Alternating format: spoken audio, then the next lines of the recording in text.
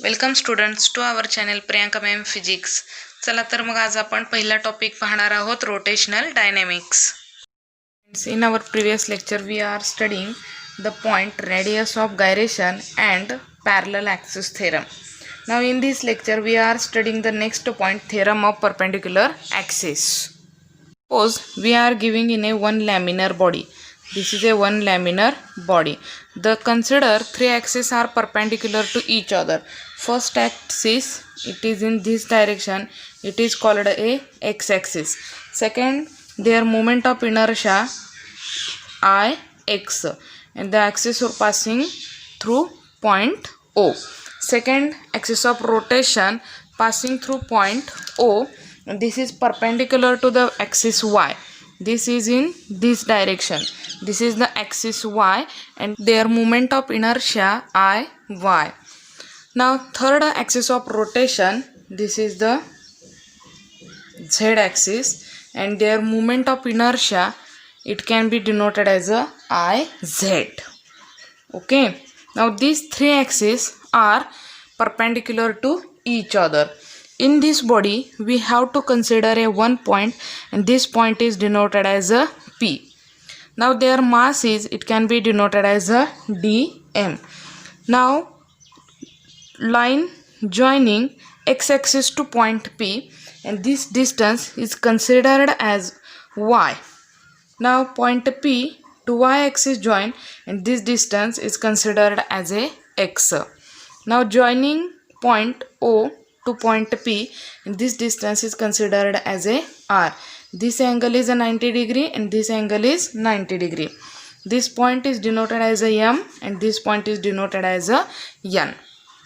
आपण काय केलं, एक लॅमिनर बॉडी घेतली आहे आणि ह्या लॅमिनर बॉडीमध्ये तीन ॲक्सिस ऑफ रोटेशन आपण कन्सिडर केल्यात. पहिला ॲक्सिस आपण एक्स कन्सिडर केला आहे, तो पॉईंट ओमधून पास झाला. दुसरा ॲक्सिस ऑफ रोटेशन वाय घेतला, तो पण वायमधून पास झाला, तो या दिशेला असा असेल. हे दोन्ही ॲक्सिस एकमेकाबरोबर 90 डिग्री अँगल काय करतात, प्रोड्यूस करतात. तिसरा ॲक्सिस झेड आहे, त्याचा moment of inertia I Z आहे, तोही ओमधून पास झाला. आणि हे तिन्ही ॲक्सिस एकमेकाबरोबर किती डिग्री अँगल प्रोड्यूस करतात, 90 डिग्री अँगल काय करतात, प्रोड्यूस करतात.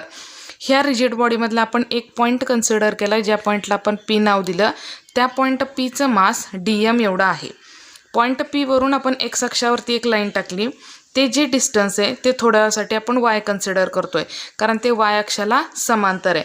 हे जे लहान अंतर आहे याला थोड्या वेळासाठी वाय म्हणा, आणि हे अंतर आणि हे अंतर समांतर आहे, तर हे वाय आहे आणि तेही वाय असेल. पॉईंट पी वरून आपण वाय अक्षावरती एक लाईन ड्रॉ केली. त्या पॉईंटला एन नाव दिलं आपण. पी एन हे अंतर ह्या एक्स अक्षाच्या ह्या अंतराला समांतर आहे.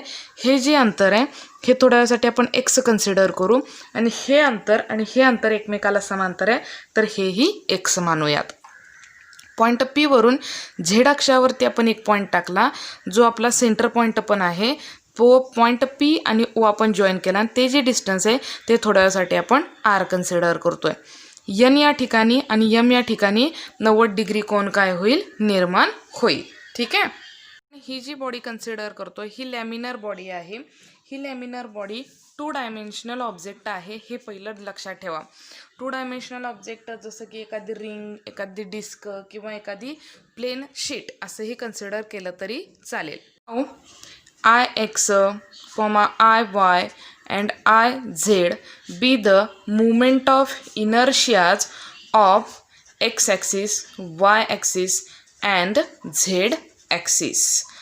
Now the distance between point P to M is a y and P to N, this is a x. Point P to O, this distance is r. We have to find the moment of inertia of a body, moment of inertia of a body about an x-axis. About an x-axis is I x is equal to integrated. बघा काय केलं आहे, moment of inertia of A x axis आपल्याला find करायचं आहे. Okay, आपला particle कुठं आहे, पी या ठिकाणी. त्याचं एक्स अक्षापर्यंतचे अंतर आहे, त्या अंतराचा वर्ग आणि त्याचा गुणुले मास. मग पार्टिकल पी पासून एन पर्यंतचं अंतर इंटिग्रेटेड पी एम स्क्वेअर आणि मास डी एम. PM हे अंतर किती आहे y आहे. So integrated y square dm. It is the movement of inertia of x axis. Similarly आपण कुठल्या अक्षाचा फाइंड करणार आहे y अक्षाचा. Next movement of inertia of a body about an y axis. About an y axis. आपण y ॲक्सिसचा find out करूया. Now y is equal to integrated point P वरून y अक्षावरती जो आपण पॉईंट टाकला त्याला n नाव दिले. पार्टिकलपासून अक्षापर्यंतच्या अंतराचा वर्ग आणि गुणुले त्याचा मास म्हणजे काय येणार इंटिग्रेटेड PN स्क्वेअर आणि मास dm. PN हे अंतर किती आहे integrated x square dm. Okay. Similarly आपण कोणाचा फाइंड आउट करणार आहोत movement of inertia of A z axis. Now the moment of inertia of a body about an z axis. About an z axis. Okay. बघा similarly आपण find out करतोय integrated IZ is equal to integrated PO square into DM. PO हे distance किती आहे R square DM.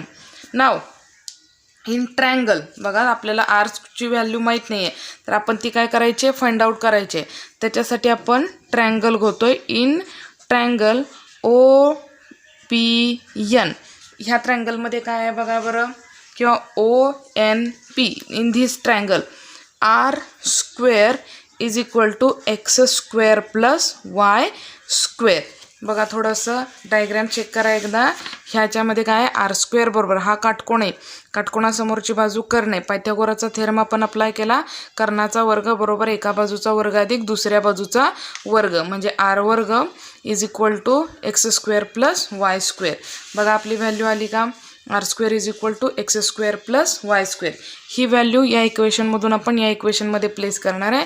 म्हणजे आपलं equation आपल्याला कसं दिसेल IZ is equal to integrated X square plus Y square into DM. ब्रॅकेटच्या बाहेरच्या इंटिग्रेशननं ब्रॅकेटच्या आतमध्ये मल्टिप्लाय करणार आहे. DMनं पण आपण मल्टिप्लाय करून घेणार आहे.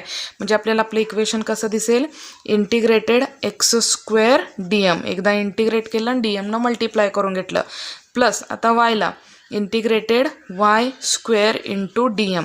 दिस इज द IZ. आपल्याला माहिती आहे इंटिग्रेटेड एक्स स्क्वेअर DM म्हणजेच कोण आहे IY आणि इंटिग्रेटेड वाय स्क्वेअर DM म्हणजेच कोण आहे IX. थोडंसं रिअरेंज करून लिहूयात आपण. IZ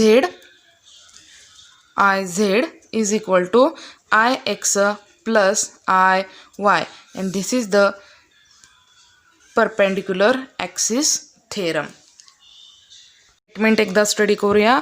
movement of inertia of a laminar object about an axis Z axis perpendicular to its plane is the sum of moment of inertias of two mutually perpendicular axes x and y and these all three are being congruent. म्हणजे काय laminar बॉडीमध्ये असलेला एक axis घेतला त्याच्यामधून pass होणारा moment of inertia is equal to the sum of दोघांची बेरीज. कुठल्या दोन मोमेंट ऑफ इनर्शियाची बेरीज बाकी जे दोन ॲक्सिस ऑफ रोटेशन पास झालेले आहेत त्यांच्या मोमेंट ऑफ इनर्शियाची काय होते बेरीज होते. हे होत असताना एक गोष्ट लक्षात ठेवायची की हे तिन्ही मोमेंट ऑफ इनर्शियाज किंवा हे तिन्ही जे ॲक्सिस ऑफ रोटेशन्स आहेत ते तिघंही एकमेकाला कॉन्क्रंट आहेत. म्हणजेच तिघंही एकमेकाबरोबर 90 डिग्री अँगल काय करतात प्रोड्यूस करतात. ठीक आहे. Point angular momentum or moment of linear momentum. First we know that what is meant by the linear momentum. Linear momentum it can be denoted as a point P. Now the formula of linear momentum P is equal to m into v, mass into velocity. Now it is in scalar form. It can be denoted as a P bar is equal to m into v bar.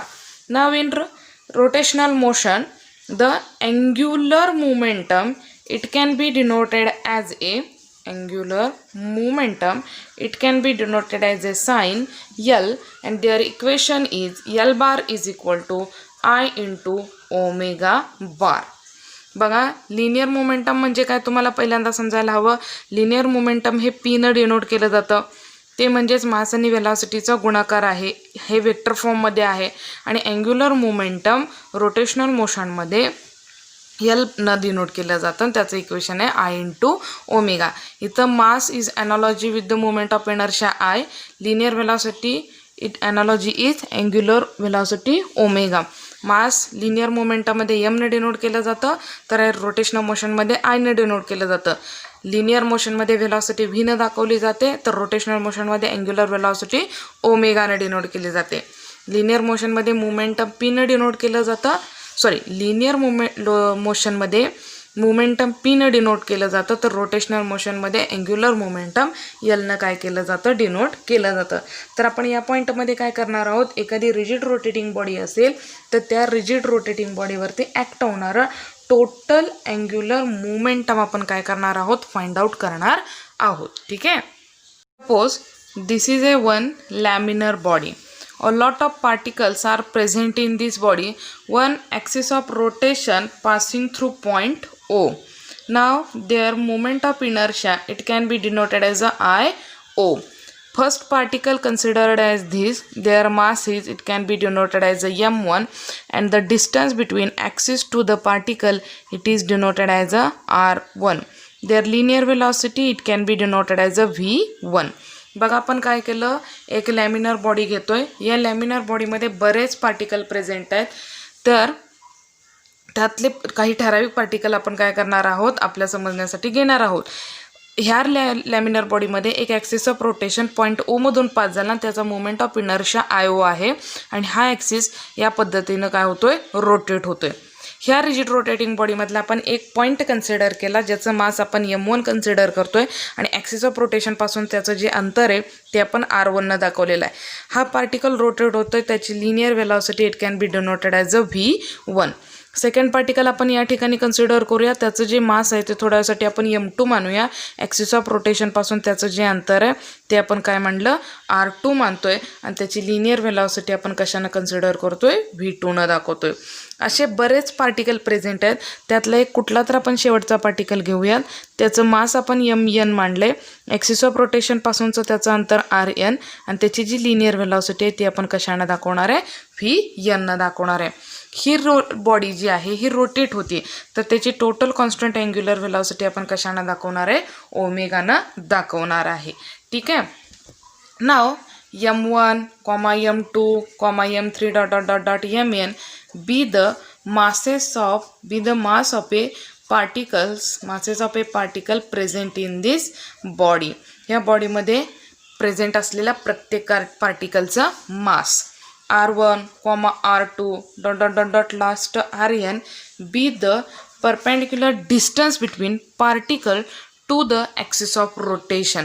प्रत्येक पार्टिकलचं axis of रोटेशनपासूनचं असलेलं अंतर R1, R2, R3 मग हे जी body आहे ही rotate होती, म्हणजे याच्यातला प्रत्येक इच अँड एव्हरी पार्टिकल काय करतोय, युनिफॉर्म सर्क्युलर मोशन काय करतोय, कंप्लीट करतोय with A constant angular velocity, it can be denoted as a omega.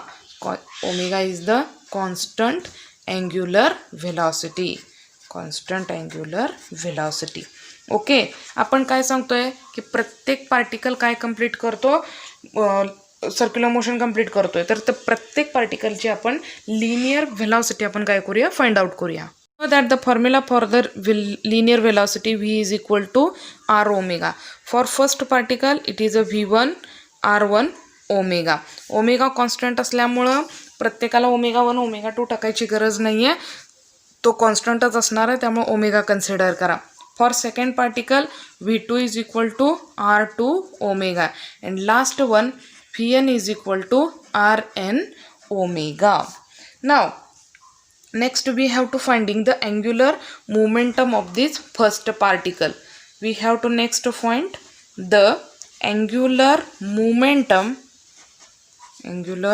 momentum of first particle. First particle, their angular momentum it can be denoted as L1. angular momentumचा formula काय आहे आपला, P into R. पहिल्या पार्टिकलसाठी P1 R1, पण Pची value आपल्याला माहीत नाही आहे, पण P म्हणजे कोण आपण मगाशीच बघितलं आहे. Pचा फॉर्म्युला काय, M into V, mass into velocity. So M into V. First particle m1 v1 आणि हा राहिलेला r1. आपल्याकडे v1 पण आहे या ठिकाणी.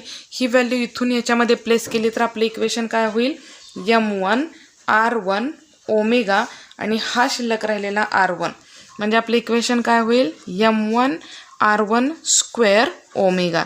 दिस is the angular momentum of a first particle.